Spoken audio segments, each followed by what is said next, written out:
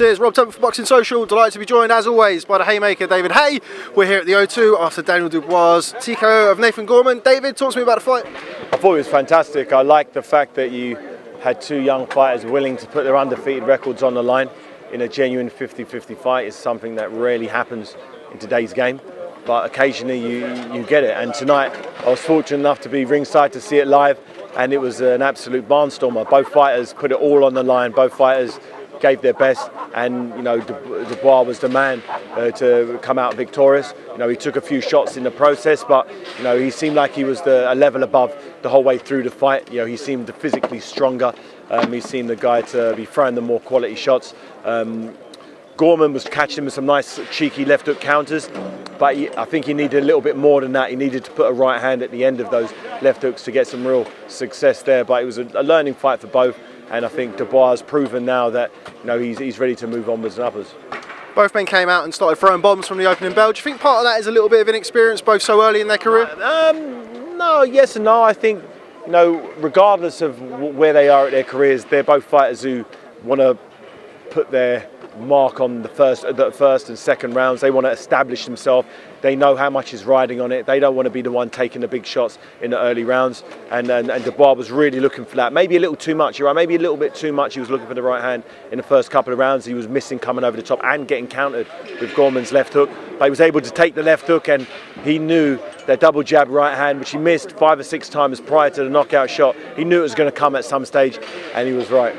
Obviously, Daniel now holds the British heavyweight title, but where does this kind of put him in the mix, as it were, at heavyweight? I heard you describe him as world class. Is he kind of knocking on the door there? It was a world class performance for sure. You know, I couldn't imagine any other, any heavyweight in a top 10. You would expect them to put that type of performance on. You know, to have a little bit of a puzzle in Gorman, because he's very quick, very agile.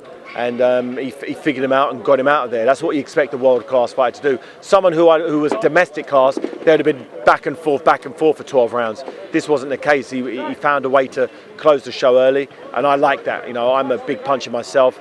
You know, or I was a big puncher myself. And yeah, steady.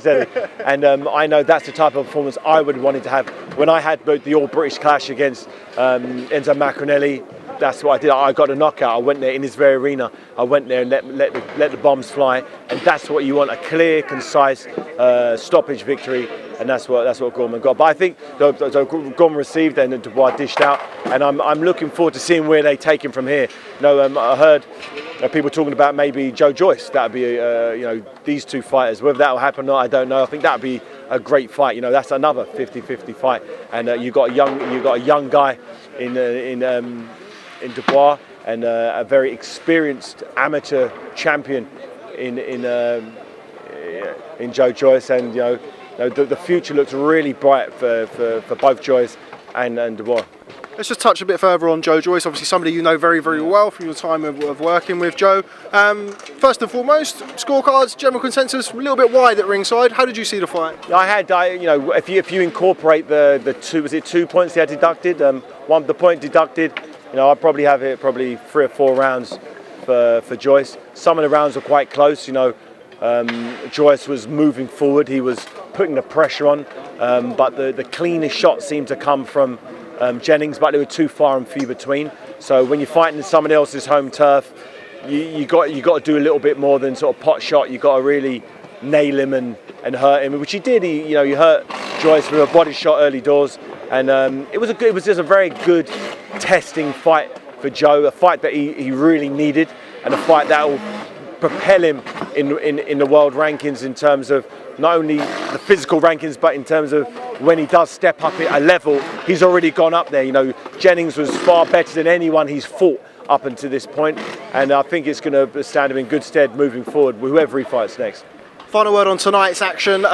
Probably person you know better than Joyce is the man in his corner, Adam Booth. What did you think Adam would have made of this performance, and what do you feel that Adam will want to work on moving forwards? Adam definitely wouldn't want him smothering his own work. Adam's a guy who likes clean, crisp punches, and also he doesn't like his fighters taking too much unnecessary punishment. So the punch evasion will be definitely something he'll be working on. The jab to the body is signature Adam Booth work, and that was work. That for me, the jab to the chest and jab to the body was something that was the key to victory for Joe tonight. maybe throwing less punches. It sounds strange, but instead of throwing 150 punches around, maybe throw 90 or 100, but put a little bit more meat and speed into those fewer punches that he throws, because you can throw too many punches where if you throw 150 punches around, slowly but surely the power's going to drop off it. So maybe pick your punch, the punch selection a little bit maybe, but he's got loads to work on, he's got plenty of time, and this fight tonight will show exactly what needs to be worked on. And you know, Adam Booth's a smart guy, he'll be working probably next week, probably give him a couple of days off and give him next week. They'll be fine tuning and looking for bigger and better fights. Staying with the heavyweights, somebody we saw tonight looking very, very trim, Dereck Chisora returns to action next week against Chisora-Szpilka in this very building. How's Dereck been looking in training? Yeah, he's been looking good. You know, the southpaw style isn't ideal for anybody, but he's got to grips of it now. You know, he's had some good sparring partners over, have been really giving him some great work, and he's adapted to it. You know, Dave Caldwell's really happy, particularly his last 2 or 3 spars. Things really seem to have gelled in him, in his mind and with the style, and he's physically in great shape. You know, Ruben Tavares and you know Peter Marcano and all the guys at London Shoot Fighters have really whipped him up into fantastic shape. As you can see him tonight, he's in great condition. You know, he hasn't been skipping any sessions. He's been eating healthy. He's been sleeping. He hasn't been out socialising as he has done in the past. And you're going to get the very best Dereck Chisora. He knows he's got a tough fight. He's got to fight. You know, anything other than 100% performance, he's going to struggle in this fight, because Chisora has proven that he's a world-class operator, and he's a very tricky guy who knows how to use his southpaw style to his advantage.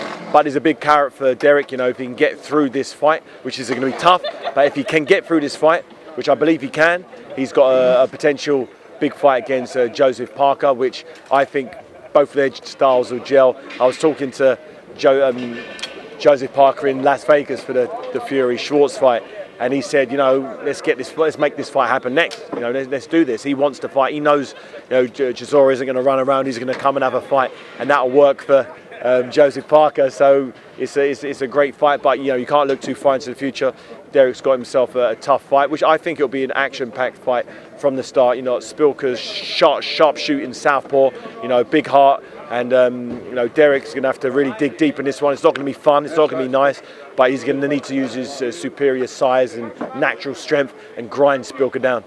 Okay, well, we look forward to it. David Haye, always a pleasure. Thanks very much for speaking to Boxing Social. See you next week here at the O2. Yep, see you there.